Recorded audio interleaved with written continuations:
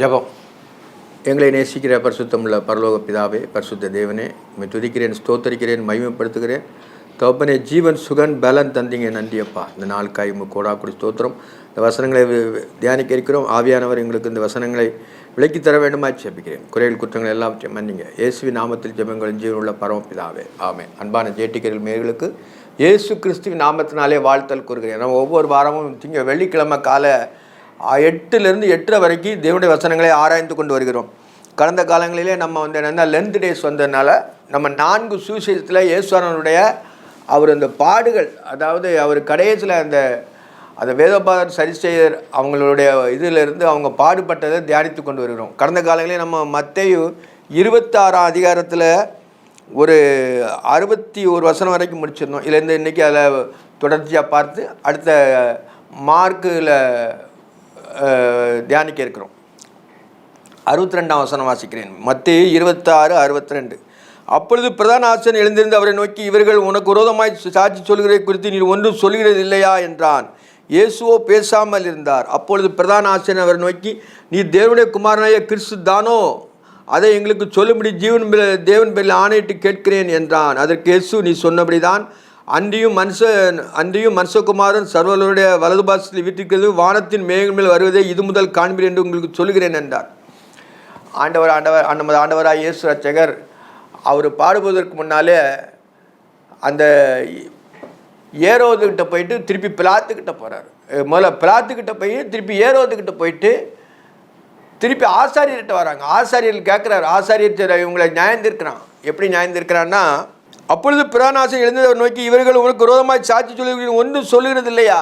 விரோதமாய் மக்கள் எல்லாரும் ஓசன்னா ஓசன்னா என்று பாடின ஆட்களை ஒரே நாளில் திரும்பி இவரை பிடிச்சி என்ன செய்யணும்னா காவல் பண்ணி பண்ணுறாங்க. அது தேவனுடைய சித்தத்தின்படி தான் நடக்குது. ஆனால் ஆசாரியர்கள் அவர் சித்தப்படி நடக்குன்னு நினைக்கிறாங்க, இல்லை. மனுஷர் சித்தப்படி நடக்கிறாங்க, இல்லை. அது தேவத்துவம். அந்த இது ஆண்டவர் நிறைவேற்ற வந்திருக்கிறாரு. ஆனால் அவங்களுக்கு மறைவாக இருக்கிறது. ஆனாலும் அது என்ன செய்யணும்னா விளங்கி கொள்ள வேண்டியிருக்கு. அது நம்ம ஆண்டவர் ஆவியான தேவன் இது நமக்கு எழுதி வச்சுருக்கார். மத்தேயு எழுதின சிங்கத்துக்கு ஒப்பாக இருக்கிற அந்த வசனங்கள், சிங்கம் கெச்சிக்கிறது போல கெச்சிக்கிறது இந்த மத்தேயு சுவிசேஷம். அதாவது 4 ஜீவன்களில் அந்த சிங்க முகத்துக்கு ஒப்பாக இருக்கிறது என்னன்னா மத்தேயு சுவிசேஷம். அதனால் என்ன எழுதுறாருன்னா, இயேசுவோ பேசாது இருந்தான் இருக்கு. அவர் அமைதியாக இருக்கார். நிறைய குற்றம் சொல்லிக்கிட்டே இருக்காங்க. அவர் கேட்டும் கேட்காத மாதிரி அமைதலாக இருக்கிறாங்க. ஏன்னா அவங்க குற்றம் ஒன்றும் குற்றம் கிடையாது. என்னை இவங்களில் யார் குற்றப்படுத்தக்கூடும் என்று ஆண்டவர் சொன்னார். இவங்க குற்றப்படுத்துறது பூரா வேஸ்ட்டு, சும்மா பண்ணுறது. இந்த காலத்துலேயும் வேஸ்ட்டாக சும்மா குற்றப்படுத்துறது ஒருத்தரை. அது நம்ம அப்படி பண்ணக்கூடாது. குற்றப்படுத்தினா அவங்கள ஏதாவது ஒன்று சொல்லி அதை மையமாக வச்சு குற்றப்படுத்துவாங்க. அது குற்றம் இல்லை. ஆனால் இவங்க அப்படி செய்கிறாங்க. அதான் இயேசுவோ பேசாமல் இருந்தார், அவர் அமைதலாக இருக்கிறார். அப்பொழுது பிரதான ஆசாரியன் அவர்கள் நோக்கி, நீ தேவனுடைய குமாரனாகிய கிறிஸ்து தானே? அப்புறம் அவன் கேள்வி கேட்குறான். அவங்க எல்லாம் சேர்ந்தான் செய்கிறாங்க. ஆனாலும் பிரதான ஆசாரியன் என்ன செய்கிறான்னா, அந்த நேரத்தில் அவர் கேட்குறாரு. அவருக்கு சந்தேகம் இருக்குது. இவர் தேவனுடைய குமாரன் என்பதை குறித்து தேவனுடைய குமாரன் தான், ஆனால் அவங்க விசுவாசிக்க முடியலை. அதனால் அவர் என்ன கேட்குறான்னா, நீ பிரதான ஆசாரியன் நோக்கி, நீ தேவனுடைய குமாரனாகிய கிறிஸ்து தானோ அப்படின்னு ஒரு கேள்விக்குறி போட்டிருக்கு. அவர் கிறிஸ்து உண்மையிலே கிறிஸ்து அவர், ஆனால் அவருக்கு தெரியல. அதனால் கிறிஸ்து தானோ, அதை எங்களுக்கு சொல்லும்படி ஜீவன் உள்ள தேவன் பேரில் ஆணையிட்டு கேட்குறேன். அவன் சொல்கிறான், ஜீவன் உள்ள தேவன், என்றும் அழியாத தேவன் பேரில் ஆணையிட்டு கேட்குறான் மாதிரி அவர் கட்டளை கொடுக்குறான், அவர்கிட்ட சொல்கிறான்.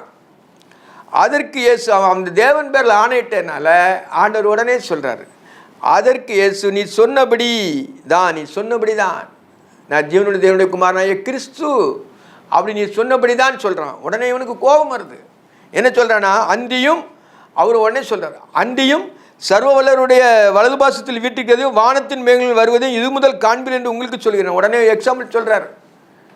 அன்றியும் மனுஷகுமாரன் சர்வவல்லவருடைய வலது பாசத்தில் வீட்டிருக்கிறதையும் வானத்தின் மேகங்கள் மேல் வருவதையும் இது முதல் காண்பீர் என்று சொல்கிறேன் என்றார். அந்த வசனத்தை சொல்கிறாரு.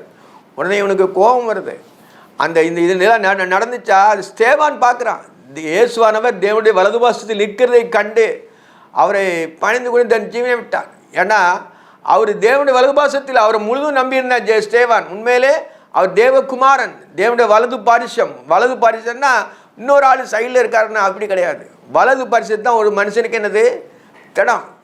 ஒரு மனுஷனுக்கு பலன் எதில் இருக்கணும், வலதில் எல்லாம் இருக்கும். அதனால தான் அந்த வசனம் ஆக்கியம். தேவன் என்பது இயேசுவானவர் தான் தேவன். அவரே நித்திய தேவன், சதாகாலம் வாழுகிறவர். அவர் தான் தேவன் என்பதை நிரூபித்து காட்டுகிறார். வருவதே இது முதல் காண்பீர்கள் என்று உங்களுக்கு சொன்னேன், வானத்தின் மேகங்கள் மேல் வருவதை இது முதல் காண்பீர்கள் என்று சொல்லுகிறேன் என்றார். அவர் உடனே சொல்கிறார், நான் கிறிஸ்து தான், வானத்தின் மேகங்கள் வருவேன், சர்வ வலதுபாசத்தில் வீட்டிருப்பேன், எல்லாமே சொல்கிறான். அப்போ இவங்களுக்கு என்ன செய்யுது, கோபம் வருது. அப்பொழுது பிரதான ஆசிரியன் வஸ்திரங்களை கிழித்து கொண்டு, பார்த்தீங்களா, உடனே அவனுடைய அங்கிகளை எல்லாம் கிழிச்சிட்டான். அவனுக்கு அவ்வளோ எமோஷன், அவ்வளோ கோபம் வருது. ஏன்னா இவர் தேவனுடைய குமாரனாய கிறிஸ்துன்னு சொல்லும்போது, நான் தேவனிடத்தில் வந்தேன்னு சொல்கிறத இவர் சொல்கிறார அப்படின்னு சொல்லி இவங்க தான் தேவனை எல்லாமே ஆராதிக்கணும்னு நினச்சிட்டு இருக்கிறாங்க. ஆனால் தேவன் இவர் தான். ஆனால் அவங்களுக்கு கண்ணுக்கு மறைவாக இருந்ததுனால அவனுக்கு கோபம் வருது. என்ன செய்யனா, வஸ்திரங்களை அப்பொழுது பிரதான ஆசிரியன் தன் வஸ்திரங்களை கிழித்து கொண்டு, தன் வஸ்திரங்களை கிழித்து கொண்டு, தன்னுடைய அங்கிகளெல்லாம் கிழித்து கொண்டு, தேவதூஷணம், இவன் தேவதூஷணம் சொன்னான், இனி நமக்கு சாட்சி வேண்டியது என்ன. உடனே அவனும் சொல்லிட்டான், இனிமேல் நம்மளுக்கு எதுக்கு சாட்சி, ஒருவனை கிறிஸ்துன்னு சொன்னால் அவனை கொலை பண்ணுன்னு சொல்லிட்டு அந்த பழைய ஏற்பாட்டில் நியாயபதியில் இருக்குது. இவன் தேவதூஷணம் சொன்னான், இனி சாட்சி நமக்கு வேண்டியது என்ன, நீ நமக்கு சாட்சி வேண்டியது என்ன, இவன் தான் எல்லாம் சொல்லிட்டானே, கண்ணை கிறிஸ்துன்னு சொல்லிட்டானேன்னு சொல்லிட்டு இனிமேல் சாட்சி மற்றெல்லாம் தேவையில்லை அப்படின்னு சொல்லிட்டு அவன் சொல்லி முடிக்கிறான்.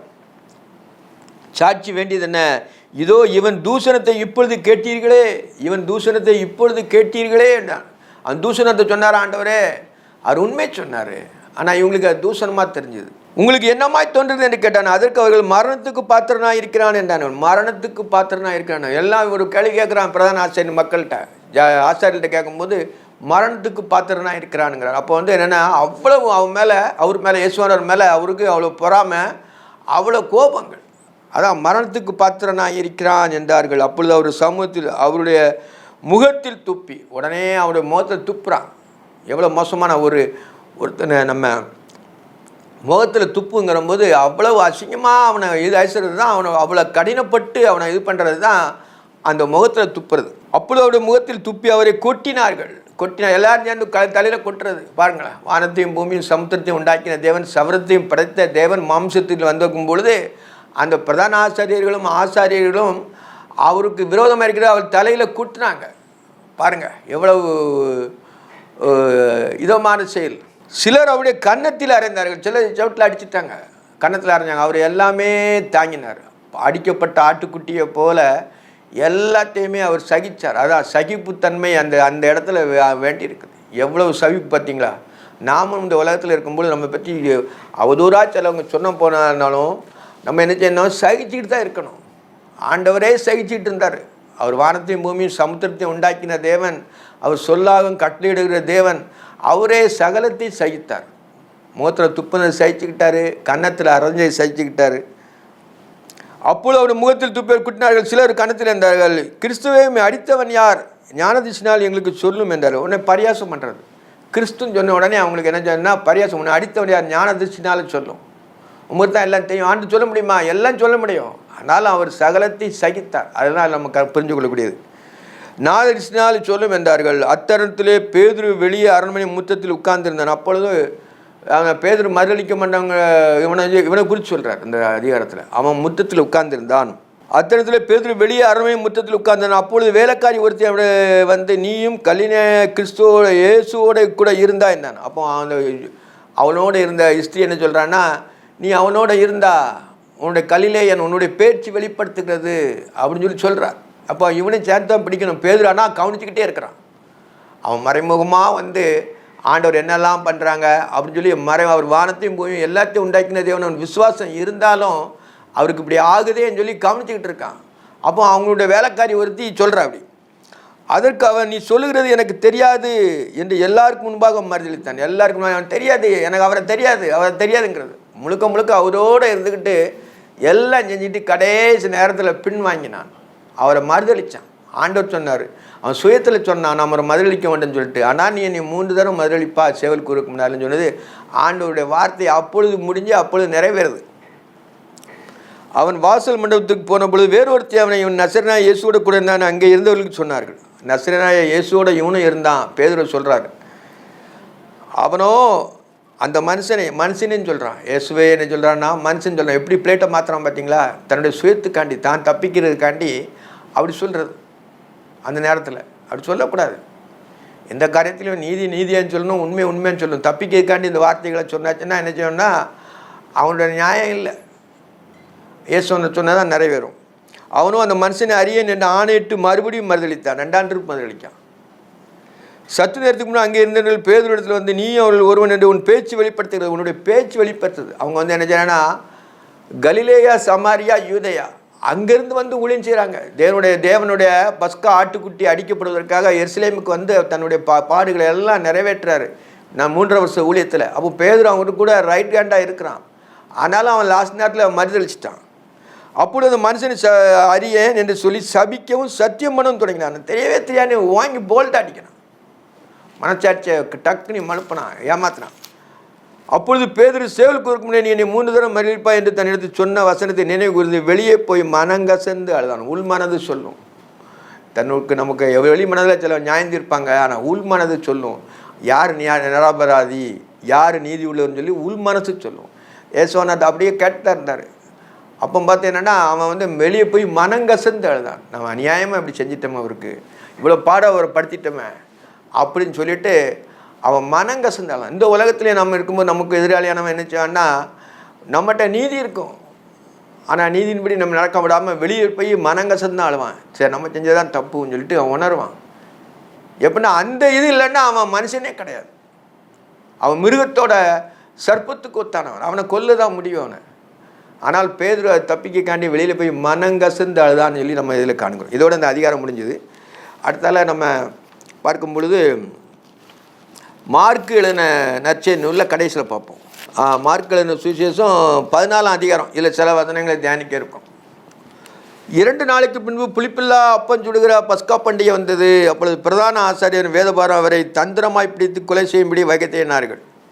இதில் பார்க்கும்பொழுது என்னென்னா 2 நாளைக்கு பின்பு புளிப்பில்லாத அப்பம் சுடுகிற பஸ்கா பண்டிகை வந்தது. பஸ்கா பலியாடே ஆண்டவர் தான், பஸ்கா ஆட்டுக்குட்டியே அவர் தான். ஆனால் அவர் அடிக்கப்படுகிறாரு. மோசே காலத்தில் நிறைவேற்றுறது இப்போ பஸ்கா பண்டிகை நிறைவேற்றணும். அவங்க பஸ்கா வருஷத்துக்கு ஒரு அட்டை கொண்டாட வேணும். அதனால் இவரே பஸ்கா ஆடாக வந்தார். நியாயப்பிரமாணத்தில் நிறைவேற முடியாதனால அவரே மனுஷனாய் வந்து அந்த பஸ்கா ஆடாய் தன்னை பலியிட்டு தம்முடைய பிள்ளைகளை தமிழத்தில் சேர்த்து கொண்டார். அதுதான் முழு பைபிளோட அர்த்தமும். இதில் நம்ம மார்க் எழுதின சுவிசேஷம் சொல்லும்பொழுது என்னென்னா காளைக்கு ஒப்பாயிருக்கிறது, காளை முகத்துக்கு ஒப்பாயிருக்கிறது. அந்த வசனங்கள்லாம் பார்க்கும்பொழுது இதில் வந்து 16 அதிகாரம் இருக்கிறது. காளைக்கு ஒப்பாய் இருக்கிற, அதாவது 2ஆம் ஜீவனானது காளையின் முகத்துக்கு அந்த ஜீவனில் எழுதப்பட்டிருக்கிறது. இன்னும் இதை நம்ம எனக்கு பார்க்கும் பொழுது இதில் என்னென்னா 2 நாளைக்கு முன்னே புளிப்பில் அப்பம் சொல்லுகிற பஸ்கா வந்தது. அப்பொழுது பிரதான ஆசிரியர் வேதபாரம் அவரை தந்திரமாய் பிடித்து கொலை செய்ய வைத்தேன். இப்பவும் சொன்னால் இவன் எழுதும்போது தந்திரமாய் பிடித்து எழுதினான். அதுலேயும் தந்திரம் இருக்குது, மத்தையிலையும் இதுலேயும் தந்திரமாக தான் எழுதியிருக்கு. தந்திரத்தினால தான் இயேசுவை பிடிக்க முடியும்னு சொல்லிட்டு அவங்க முடிவுக்கிட்டாங்க. ஏன்னா அவர் நீதி செய்கிறாரு, எல்லா அற்புதங்களையும் செய்தார், கிறிஸ்துன்னு தெரியுது. ஆனாலும் அவரை வளர விடாதபடி என்ன செய்கிறாங்கன்னா தந்திரமாய் பிடித்து தான் செய்யணும். ஆகிலும் ஜனங்களுக்குள்ளே கலகம் உண்டாகாதபடிக்கு பண்டிகையில் அப்படி செய்யலாகாது என்றார். பண்டிகையில் அப்படி செய்யலாது. பண்டிகை பஸ்கா பண்டிகை எடுக்கும்போது அப்படி செஞ்சாச்சுன்னா அது என்ன கலவரம் ஆயிரும். பண்டிகையோட ஒரு காரியம் நடக்கும்பொழுது அவங்களுக்கு வித்தியாசமாக போயிடும். அதனால தான் அவர் இப்படி எழுதுறாங்கன்னா ஆகிலும் ஜனங்களுக்குள்ளே கலகம் உண்டாகாதபடிக்கு பண்டிகையில் அப்படி செய்யலாகாது என்றார்கள். அவங்களே நியாயம் திருத்திட்டாங்க, பண்டிகையில் அப்படி செய்யக்கூடாதுன்னு சொல்லி. ஆனால் பண்டிகையில் செஞ்சாங்களா? பஸ்கா ஆடு அன்னைக்கே தான் அவர் அடிக்கப்படுறாரு, அதுக்கு அடுத்த நாள் அடிக்கப்படுறாரு அவர் பிடிச்ச உடனே. அப்பொழுது பெத்தோனியாவில் குஷ்ரோகியா இருந்த சீமோனில் போஜன மணியில் ஒரு ஸ்திரீ விலையேறப்பட்ட நளலம் என்னும் உத்தம தைலத்தை பரணியை கொண்டு வந்து அவரை உடைத்து அவருடைய தைலத்தை சிரசின் மேல் ஊற்றினாள். அப்பொழுது சில தங்களுக்குள்ளே விசிரமடைந்து இந்த தைலத்தை இப்படி வீணாய் செலவழிப்பானேன், இது 300 பணத்துக்கு அதிகமாய் கிரயத்துக்கிட்டு தரித்திற்கு கொடுக்கலாமே என்று சொல்லி அவளை குறித்து முறுமுறுத்தார்கள். இதில் பார்க்கும்போது அந்த மரியாள் வெளியேறப்பட்ட நூற்றுக்கல்வி சீமோன் வீட்டில் குஷ்ரோகியா இருந்த, அப்போ பெத்தானியாவில் குஷ்ரோகியா யார் இருக்கிறா? சீமோன் இருக்கான். அவனை சொஸ்தப்படுத்தியிருக்கார். அதனால் அந்த வசனம் எழுதியிருக்கு. அவர் பெத்தானியாவில் குஷ்ரோகியா இருந்த சீமோன் வீட்டில் குஷ்ரோகியா இருந்தேன்னு எழுதியிருக்கு. போஜன மணிகள் ஒரு ஸ்திரீ விலையேறப்பட்ட நலன உத்தம தைலத்தை கடல் பரணியை கொண்டு வந்து உடைத்து அவருடைய தைலத்தை சிரசின் மேல் ஊற்றினாள். ஆண்டவருடைய சிரசின் மேலே ஊற்றினான். அப்போ இவங்க கோப்படுறாங்க. இதை விற்று நம்ம தரித்திரத்துக்கு கொடுக்கலாமேன்னு சொல்கிறாரு. முறுமுறுத்தார்கள். இயேசுவை நோக்கி, அவளை விட்டு விடுங்கள், அவளை விட்டுடுங்கப்பா. சீசர்கள்லாம் அப்படி சொல்லும்போது அவளை விட்டுடுங்கப்பா அப்படின்னு சொல்கிறார். அப்படி சில தங்களுக்குள்ளே யோசனை இந்த தைலத்தை வீணாய் செலவழிப்பானே 300 பணத்துக்கு அதிகமாக விற்று தரித்திரருக்கு கொடுக்கலாமோ என்று சொல்லி அவரை குறித்து முறுமுறுத்தார்கள்.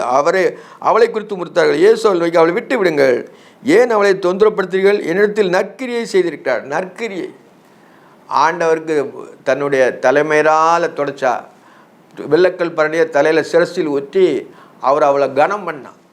அது உள்ளான கனம் பண்ணுறது இயேசுவனருக்கு மட்டும்தான் தெரியும். சீசர்களுக்கெல்லாம் இது வீண் செலவுன்னு தெரியுது. ஆனால் இயேசுவனருக்கு மட்டும்தான் அது என்ன தெரியுது, என்னை கனம் பண்ணுறான்னு சொல்கிறார். தரித்திரர் எப்பொழுதும் உங்களிடத்தில் இருக்கிறார்கள். தரித்திரர் எப்பொழுதும் உங்களிடத்தில் இருக்கிறார்கள். தரித்திரம் எப்பொழுதுமே உலகத்தில் எல்லா இடத்துலையும் இருப்பாங்க. தெரியாது, தரித்திரம் இல்லைன்னு சொல்லுவாங்க. ஆனால் அவங்களுக்குள்ளே அவங்களுக்கு தரித்திரம் இருக்கும். எந்த நாடுனாலும் சரி தான், பணக்கார நாடுனாலும் சரி தான், உள்ள அவங்களுக்கு தரித்திரம் இருக்கும். அதான் ஆண்டவர் சொல்ல, தரித்திரர் எப்பொழுதும் உங்களிடத்தில் இருக்கிறார்கள். உங்களுக்கு மனதுண்டான போதெல்லாம் நீங்கள் அவர்களுக்கு நன்மை செய்யலாம். உங்களுக்கு மனதுண்டாகும் பொழுது நம்ம ஏழைகளுக்கு இறங்கணும்னு சொல்லும்போது உங்களுக்கு மனம் வரும். உடனே நீங்கள் எப்போனாலும் செய்யலாம். நீங்கள் அவளுக்கு நன்மை செய்யலாம். நானும் எப்பொழுதும் உங்களிடத்தில், அப்படின்னு சொல்ல, நானும் எப்பொழுதும் உங்களிடத்தில் இல்லை. நான் எப்பொழுதும் உங்களிடத்தில் இருக்க முடியாதுப்பா. உங்களை நான் சேர்த்துக்கொள்வதற்காக தான் வந்திருக்கிறேன். உங்களை நான் நினச்சேன்னா மீட்டுக்கொள்வதற்காக, பாவத்திலிருந்து மீட்டுக்கொள்வதற்காக நான் வந்திருக்கிறேன். நான் எப்பொழுதும் உங்களோடு இருக்க முடியாது. கிறிஸ்துவானவர் எப்பொழுதும் நம்மளோடு இருக்கிறார், அது மெயின்.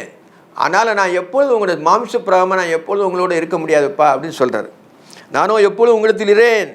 இவள் தன்னால் ஏண்டதை செய்தால் என்னை அடக்கம் பண்ணதுக்கு எத்தனமாக இந்த என் சரீரத்தில் தைலம் பூச முந்திக் கொண்டாள். என்னை அடக்கம் பண்ணுவதற்கு எத்தனமாக, அதாவது எத்தனமான கிரியைகள், அதாவது என்னை அடக்கம் பின்னால் தான் அடக்கம் நடக்க போகுது இவருக்கு. ஆனாலும் அதுக்கு முந்தி கொண்டாள். இவளே முதல்ல என்ன நான் நற்கந்தத்தை அவர் சிரசில் ஊற்றிட்டார். அப்போ மரணம்ங்கிறது அவருக்கு நிச்சயப்பட்டது. அதனால் மரணம் வரும். அதனால் அவன் முந்தி கொண்டாள். என் சரீரத்தில் தைலம் பேசுறதுக்கு முந்தி கொண்டாள். அவன் சிஸ்தாந்தமாக இது சொல்கிறார். இதெல்லாம் நடக்கிறது பின்னால் நடக்க போகிறது. ஆனாலும் ஏசோனா இவர் அவள் முந்தி கொண்டாள் சொல்கிறார். இந்த சுவிசேஷம் உலகத்தில் எங்கெங்கே பிரசிக்கப்படுவோம் அங்கேயே இவளை நினைப்பதற்காக இவள் செய்ததுன்னு சொல்லப்படும் என்று மெய்யாகவே உங்களுக்கு சொன்னேன். இந்த காரியம், இந்த நறுமண தைலத்தை எங்கே தலையில் ஊற்றுனது, இந்த சுவிசேஷம் எங்கெங்கெல்லாம் இப்போ நம்ம அவங்கள பற்றி பிரசங்கிக்கும். அப்போது இந்நாள் வரைக்கும் அது நடந்து வருது. அப்போ நம்ம இதை காண்கிறோம். தேவனை நம்ம என்ன வேதத்தில் காண்கிறோம். வார்த்தையாகிய தேவனை நம்ம எழுத்தின் வடிவில் ஆண்டவரை காண்கிறோம்.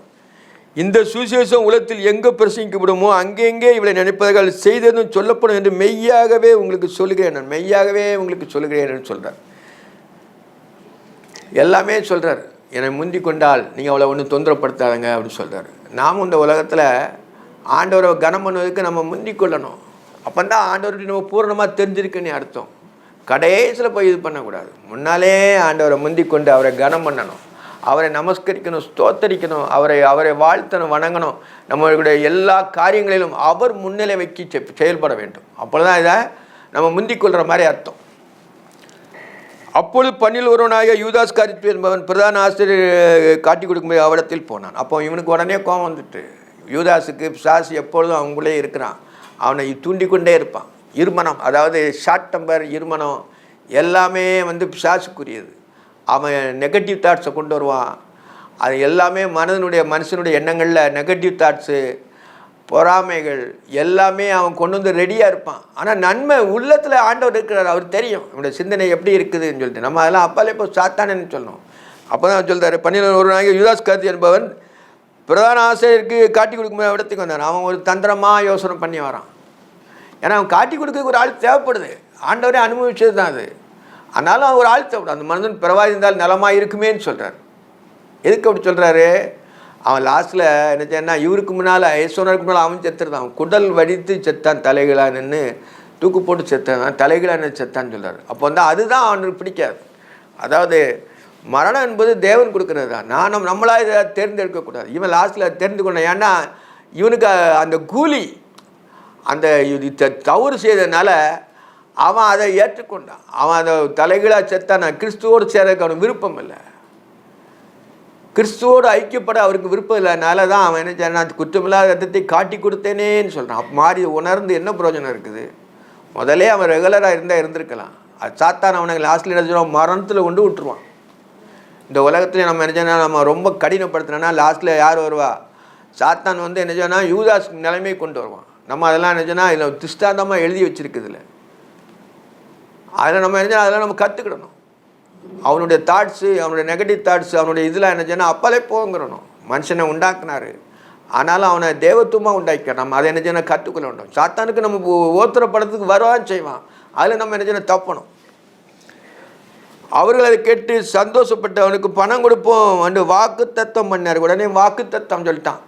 இப்போ தான் நான் சரி அவர் என்ன சொல்கிறாங்கன்னா, அவர்கள் அதை சந்தோஷப்பட்டு அவளுக்கு உடனே சந்தோஷம் வந்துட்டு. ஏன்னா எதிராளியை லேசாக பிடிச்சிக்கலாங்கிறதுனால அவங்களுக்கு என்ன செய்யணும்னா சந்தோஷப்பட்டுன்னு போட்டிருக்கு பைபிளில். அவளை கேட்டு சந்தோஷப்பட்டு அவனுக்கு பணம் கொடுப்போம் என்று வாக்கு தத்தம் பண்ணினார்கள். வாக்கு தத்தம் பண்ணினார்களாம், உனக்கு பணம் தருவோம் அப்படின்னு சொல்லிட்டு.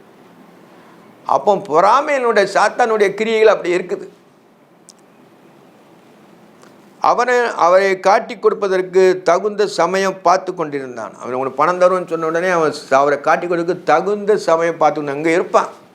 கூட்டத்துக்குள்ளே நமக்குள்ளே தான் இருப்பான், நமக்குள்ளே தான் எல்லாமே இருப்பான். லாஸ்ட்டில் அவன் நினச்சவன்னா இவர் எப்படி காட்டி கொடுக்கலாம், இவர்கிட்ட பணம் வாங்கி கொடுக்கலான்னு சொல்லிட்டு சொன்னான். பிசாசனுடைய ஏவுதல் அவனுக்கு அப்படி இருந்ததுனால தான் அவன் அதை செய்தான்.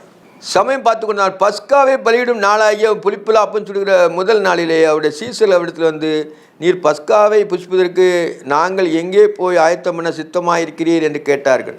பஸ்கா பண்டிகை ஆரம்பிக்கணும், அவங்க நாங்கள் எங்கே போய் உங்களுக்கு அந்த பஸ்கா ஆசரிக்க போனோம் அப்படின்னு சொல்லிட்டு ஏசோனட்ட கேட்குறாங்க. அவருடைய சீசல் 2 பேரை நோக்கி, நீங்கள் நகரத்துக்குள்ளே போங்கள், அங்கே தண்ணீர் குடம் சுமந்து வருகிற ஒரு மனுஷனை உங்களுக்கு எதிர்படுவான், அவனுக்கு பின்னே போங்கள். ஆண்டவர் முன்னாடியே முன்னறிவின்படி தேவன் அவர் முன்னாடியே அந்த தண்ணி குடம் கொண்டு வரணுன்னெல்லாம் பார்க்குறாரு. பார்த்து தான் சொல்கிறார், அந்த எதிர்படுவான், அவன் பின்னே போங்கள். அவன் எந்த வீட்டுக்கு பிரவேசிக்கிறானோ அந்த வீட்டு எஜமான நோக்கி, நான் உங்கள் சீசரோட கூட நான் என் சீசரோட பஸ்காவை புசிப்பதற்கு தகுதியான இடம் எங்கே என்று போதகர் கேட்கார் என்று சொல்லுங்கள். இவர் சொன்னதாக அந்த வீட்டு எஜமான்ட்ட தண்ணீர் குடம் சுமந்துட்டு வர்றவங்க பின்னால் போய் அந்த வீட்டு எஜமான்ட்ட போய் கிளங்கினார். ஆண்டவர் என்ன சொன்னால் எல்லாவற்றையும் அவர் தெரியும், அவருக்கு மறைவானது ஒன்றுமில்லை அப்படி சொல்கிறார். அவன் கொடுப்பாங்கன்னு சொல்லிட்டு. அதனால் என்ன சொல்கிறேன்னா, தகுதியான எங்கே என்று போதர் கேட்குறாரு சொல்லுங்கள். அவன் கம்பளம் முதலானவர்களை விரித்து ஆயத்தம் பண்ணிட்டு இருக்கிற விஸ்தாரமான மேல்வீட்டை உங்களுக்கு காண்பிப்பான். விஸ்தாரமான மேல்வீடுன்னு போட்டிருக்கு, பார்த்துக்கிறீங்களா? அப்போ அவ்வளோ பெரிய வீட்டை இந்த பஸ்காவை ஆச்சரிக்கிறதுக்காண்டி, இந்த சீசர் 12 சீசரோட ஆச்சரிப்பதுக்காண்டி பெரிய வீட்டை உங்களுக்கு காண்பிப்பான். அங்கே நமக்காக ஆயத்தம் பண்ணுங்களேன்னு சொன்னான். இவங்களை பஸ்கா பண்டிகைக்குள்ள ஜாமான்கள்லாம் வாங்கி அந்த பஸ்காவை மேல் வீட்டறையில் ஆசரிப்பதற்காண்டி போகிறாங்க. அப்படியே அவர் அப்படியே அவருடைய சீசல் புறப்பட்டு போய் தங்களுக்கு அவர் சொன்னபடியே கண்டு பஸ்காவை ஆயத்தம் பண்ணினார்கள். பஸ்காவை ஆயத்தம் பண்ணியாச்சு. சாயங்காலம் மூலம் அவர் 12 கூட பந்தி இருந்தார். சாயங்காலம் மூலம் அவர் 12 கூட அவரிடத்துக்கு வந்தார். அவர்கள் பந்தி அமர்ந்து போஜனம் பண்ணுகையில் இயேசு அவர்கள் நோக்கி, நான் என்னுடனே புசிக்கிற உங்களில் ஒருவன் என்னை காட்டி கொடுப்பேன், மெய்யாகவே உங்களுக்கு சொல்கிறேன் என்றான். ஆண்டவர் உடனே சொல்கிறார், என்னுடனே தாளத்தில் கையிடுகிறவனே என்னை காட்டி கொடுப்பான்னு சொல்லிட்டு தன்னுடைய எதிராளி தெரியும்.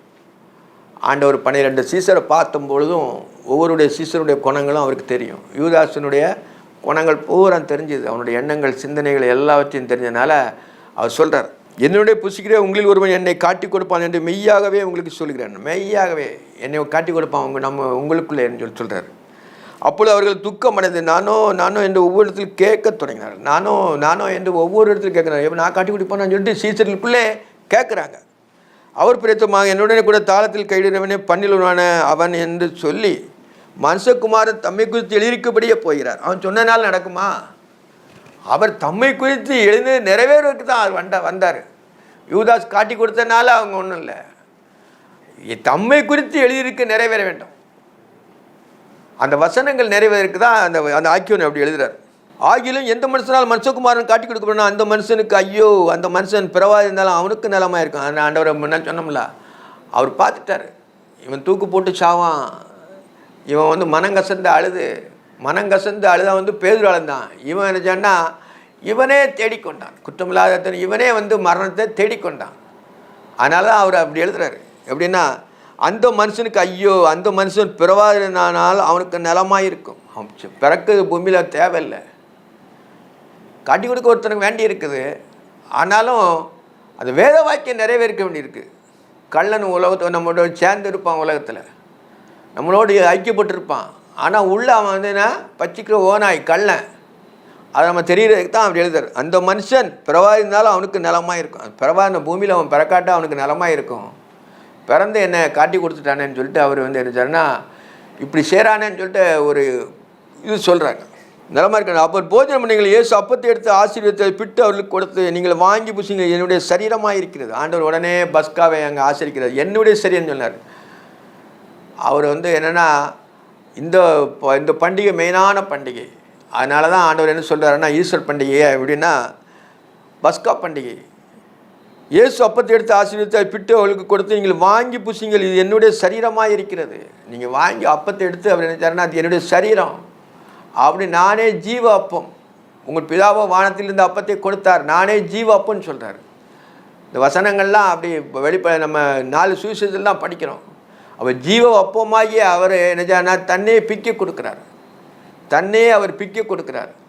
அந்த சிலுவையில் மரண அடையறதுக்கு முன்னால் தன்னுடைய சரீரத்தை பிக்க கொடுத்து சீசருக்கு ஜீவன் உள்ளதை கொடுக்கறதுக்காண்டி தான் அவர் அப்படி எழுதுகிறார். பின்பு பாத்திரத்தை எடுத்து ஸ்தோத்திரம் பண்ணி அதை அவர்களுக்கு கொடுத்தார். இவர் எல்லாரும் அதிலே பானம் பண்ணினார்கள். அப்பொழுது அவர்கள் நோக்கி, இதோ அநேருக்காக சிந்தப்படுகிற புது உடம்பிக்குரிய என்னுடைய இரத்தமாக இருக்கிறது. புது உடன்படிக்கை, பழைய உடன்படிக்கை எல்லாம் போச்சு. அந்த 10 கட்டளை எல்லாமே போச்சு. உன்னிடத்தில் அன்பு கூட பிறரிடத்தில் அன்பு கூட என்கிற புது உடன்படிக்கை. அந்த உடன்படிக்கைக்குள்ளே நம்ம கிறிஸ்துவின் ரத்தத்தின் மூலமாக பிதாவோடு சேருவதற்காக அந்த உடன்படிக்கை பண்ணுறார். அந்த நேரத்தில் நோக்கி, அநேருக்காக சிந்தப்படுகிற புது உடன்படிக்கைக்குரிய என்னுடைய இரத்தமாக இருக்கிறது. என்னுடைய பிளட்டு, என்னுடைய ரத்தத்தை சாப்பிடு, என் மாம்சத்தை போஜனம் பண்ணு, உனக்கு நித்திய ஜீவகாலமாக நான் உனக்குள்ளேயே வாசம் பண்ணுவேங்கிறதுனால அந்த கம்யூனின் சரீரத்தை மறைமுகமாக அது முதல்ல ஆசரிக்கிறாங்க சீசர்கள். வேறு யாரும் இல்லை, சீசர்கள். அந்த 11 ஒருத்தன் போயிட்டான், 12 காட்டி கொடுக்கறக்காண்டி அவன் அப்பத்தை சாப்பிட்டுட்டு அதெல்லாம் பண்ணிட்டு தான் போகிறான். இரத்தமாக இருக்கிறது. நான் தேவனுடைய ராஜ்யத்தில் நவமான ரசத்தை பானம் பண்ணும் நாள் வரைக்கும் திராட்சை ரசத்தை இனி பானம் பண்ணுவதில்லை என்று மெய்யாகவே உங்களுக்கு சொல்கிறேன். நான் இனிமேல் அந்த திராட்சை ரசம் பண்ணுறதில்ல, உலகப்புறமான திராட்சை ரசம் நான் இனிமேல் பண்ணுறதில்லை. என்னுடைய இரத்தத்தையே நான் உங்களுக்கு ஜீவ பலியாக அந்த ஜீவனுள்ள இரத்தத்தை உங்களுக்கு தந்துட்டேன். ஆனால் நான் பானம் பண்ணுவதில்லை, மெய்யாகவே உங்களுக்கு சொல்கிறேன் என்றார். அவர்கள் ஸ்தோத்திர பாட்டை பாடின பின் ஒலிமலைக்கு புறப்பட்டு போனார்கள். அவர் ஸ்தோத்திர பாட்டை கடைசியில் ஜெபம் பண்ணிவிட்டு எல்லாமே தன்னுடைய ரத்தத்தையும் தன்னுடைய மாம்சத்தையும் உங்களுக்கு ஒரு சிஸ்தாந்தமாக முதல்ல கொடுக்குறாரு. இந்த வார்த்தையெல்லாம் சொல்கிறாரு. எதுக்கு? சீசர்கள்லாம் பிரமிச்சுக்கிட்டு தான் இருக்காங்க இப்போ. ஏன்னா எல்லாமே பிரமித்து கொண்டு தனக்குள்ளே அதை அடக்கி வைத்து கொண்டு இருக்கிறார்கள். இப்படி ஒரு காரியம் நடக்க போகிறங்கிறது அவனுக்கும் தெரியும். ஆனாலும் அவர் முன்னக்கூட்டியே அந்த கம்யூனிட் சீரீஸ்லாம் நடக்கிறத, பஸ்கா ஆசரிக்கிறத அவங்க மறைமுகமாக பார்க்குறாங்க, அனுபவிக்கிறாங்க. மறைமுகமாக தேவனுடைய இதெல்லாம் பிறகு தான் அவங்களுக்கு தெரியும். இது ஆக்கியம் எழுதும்போது பிறகு தான் எழுதுனால அது நம்ம என்ன செய்யணும், விளங்கிவிட முடியுது. அவர் ஸ்தோத்திர பாட்டை படித்த பின் ஒலிமலைக்கு புறப்பட்டு போனார். அப்புறம் இயேசு அவர்கள் நோக்கி, மேப்பனை வெட்டுவேன், ஆடுகள் சிதறடிக்கப்படும். மேப்பனை வெட்டுவேன், ஆடுகள் சிதறடிக்கப்படும் என்று எழுதியிருக்கிற இந்த ராத்திரி நீங்கள் எல்லாரும் என் நிமித்தம் இடரடைவீர்கள். பார்த்தீங்களா? மேப்பனை வெட்ட, மேப்பனை யார்? கர்த்தர் என் மேய்ப்பராக இருக்கிறார். கர்த்தர், அவர் கர்த்தர் யோவான் சொல்லுவான். இயேசுவானவர் தான் மெய்யான கர்த்தர். அவர் தான் நம்முடைய பிரதான மேய்ப்பன். மேய்ப்பனை விட்டு ஆடுகள் சிரிக்கப்படும் எழுதியிருக்கிற இப்படி இந்த ராத்திரியில் நீங்கள் எல்லாரும் என் நிமித்தம் இடையில, எல்லாருமே என்ன நிமித்தம் இடையில மேய்ப்பனே வெட்ட போகிறாங்க, பலியை செலுத்த போகிறாங்க. சிலுவையில் அவர் பலியே ஆகிறார். அதனால் ஆடுகள் சிதறடிக்கப்படும். ஆடுகளாகி அந்த 12 பேரும் அந்த 11 பேரும் சிதறடிக்கப்படுறாங்க. அதை எழுதுறாரு. அந்த வசனம் முன்னாடி அந்த தீர்க்கதரிசி ஆகமல்ல இருக்குது. அதை ஆண்டவர் சொல்கிறார். ஆகிலும் பார்த்தீங்களா, அதில் ஒரு ஆகிலும் நான் உயிர்த்தெழுந்த பின்பு உங்களுக்கு முன்னே கலிலேயாவுக்கு போவேன். பார்த்தீங்களா, நான் உயிர்த்தெழுந்துருவேன், உங்களுக்கு முன்னே கலிலேயாவுக்கு போயிடுவேன். அப்போ அவர் ஆவியின் சரீரத்தில் அவர் இங்கே இருந்த மாதிரி இருக்கும், அங்கேயே இருப்பார். கலிலேயாவுக்கு போவேன்னு சொல்கிறார். அவர் கலிலேயிலிருந்து வந்து இந்த பலியை நிறைவேற்றினுடைய தன்னுடைய மாம்சமாகிய திரையின் வழியாய் நம்மளுக்கு நித்திய மீட்பை உண்டு பண்ணிவிட்டு கலிலேயாவுக்கு போகிறார். ஆகிலும் நான் உயிர்த்தெழுந்த பின்பு, உடனே அவர் மரணம் வந்து அவரை பிடித்து கொள்ள முடியாது, மரணத்தை ஜெயித்தார் ஆண்டவர். அதனால தான் என்ன சொல்கிறேன், நான் கலிலேயாவுக்கு போவேன்னு சொல்கிறார். ஆகிலும் நான் உயிர்த்தெழுந்த பின்பு உங்களுக்கு முன்னே கலிலேயாவுக்கு போவேன் என்றார். உங்களுக்கு முன்னால் போயிடுவோம்ப்பா நான் கலிலேயாவுக்கு, நம்ம ஊர் கலிலேயா. ஆனால் என்ன சொன்னால் கலிலேயாவுக்கு அதுக்கு முன்னால் நான் போயிடும் உயிர்த்தெழுந்த பின்புன்னு சொல்லி முன்னக்கூட்டி சீசர்ட்டு சொல்கிறாங்க. சீசர்கள் எல்லாம் கலிலேயிலிருந்து வந்து ஆண்டவருக்கு ஊழியம் செய்கிறாங்க. இயேசு நோக்கி இன்றைக்கு என்னோட ராத்திரிலே சேவல் ஆமாம். அதற்கு பேதுரு அவ எல்லாம் சொன்னும்போது பேதருக்கு ஒரு எமோஷன் வருது. அதுக்கு பேதுரு உம்மை நிமித்தம் எல்லாரும் இடைந்தால் நான் இடல் அடையேன் என்றான். உம்மை நிமித்தம் எல்லாரும் இடல் அடைஞ்சிடலாம், நான் இடலைன்னு சொல்லி வாங்கி சொல்கிறான். தன்னுடைய மாம்ச பிரகாரமாக சொல்கிறான். ஆகிய நான் உயிர்த்தல் நான் இடலடையேன் என்றான். இயேசு நோக்கி இன்றைக்கு இந்த ராத்திரிலே சேவல் 2 தரம் கூதற்கு முன்னே நீ என்னை 3 தரம் மன்னிப்பாய் என்று மெய்யாகவே உங்களுக்கு சொல்கிறேன் என்றார். அவர் உடனே சொல்கிறார், நீ இப்படிலாம் சொல்ல மாம்சத்தில் சொன்னால் நடக்காதுப்பா, சேவல் 2 ட்ரிப்பு கூறக்குள்ளே நீ என்னை 3 தரம் மறுதளிப்பான்னு சொல்கிறார். அப்போ ஆண்டவர் என்ன சித்தத்தின்படி தான் அவன் இதெல்லாம் நடந்தேறிச்சு. ஆண்டவர் அதை அறிகிறார், முன்னக்கூட்டி அறிகிறார். அதற்கு அவன் உம்மோட மறிக்க வேண்டியிருந்தாலும் உண்மை மறுதளிக்க மாட்டேன்னு உறுதியாக சொன்னான். எல்லாரும் அப்படி சொன்னார். அவன் உன்னோட மறிக்க வேண்டியிருந்தாலும் நான் சாவுக்கு ரெடியாக இருக்கிறேன்னு சொல்கிறான். ஆனால் என்ன மறுதளிச்சிட்டான். பயம்.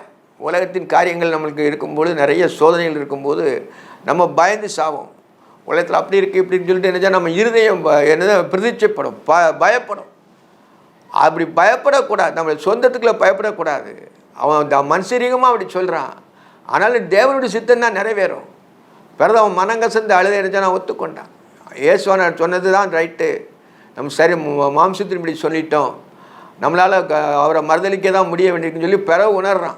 எல்லாரும் அப்படி சொன்னார்கள்.